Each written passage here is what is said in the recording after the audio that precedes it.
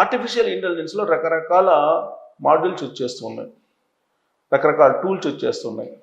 వాటిలో deep seek అని, Anthropic అని ఇవన్నీ ఉన్నాయి. ఆంథ్రోపిక్ వచ్చిన తర్వాత అమెరికా లాంటి దేశమే గడగడలాడిపోయింది, అందుకే దాని మీద ఆంక్షలు పెట్టింది. ఇప్పుడు ఆంథ్రోపిక్ నుంచి వచ్చినటువంటి మరొకటి క్లాడ్ మిథోస్.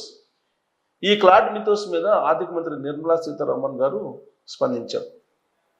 దీని కారణంగా బ్యాంకుల్లో ఉండేటువంటి అమౌంట్ని ఒకేసారిగా విదేశాలకు తీసుకెళ్లే అవకాశం ఉంది అనేటువంటి అభిప్రాయాన్ని ఐటీ నిపుణులు కూడా వ్యక్తం చేస్తున్నారు. అంత డేంజర్ క్లాడ్ మిథోస్ అనేది. ఈ క్లాడ్ మిథోస్ అనేటువంటి ఏఐ టూల్, దీని కారణంగా సైబర్ అటాక్స్ ఈజీగా జరిగే అవకాశం ఉంది అని అంటున్నారు. అలాగే గతంలో దాదాపు 20-30 సంవత్సరాలకు సంబంధించినటువంటి తప్పులను కూడా ఇది బయటికి తీసుకొస్తుంది, అంత స్టామినా ఉన్నటువంటి టూల్ ఇది అని చెప్పి చెప్తున్నారు. తర్వాత ఇది ఆల్మోస్ట్ మీకు కోడింగ్ మొత్తాన్ని ఇదే చేసేస్తుంది. దాదాపు 20-27 సంవత్సరాలలో అన్ని సంవత్సరాలుగా చేస్తున్న తప్పులను కూడా ఇది పైకి తీసుకొస్తుంది, తప్పులను లెక్కిస్తుంది. ఎట్ ద సేమ్ టైం ఇదే టాలెంట్ సెకండ్ వర్షన్ కూడా ఉంది. ఏంటి సెకండ్ వర్షను?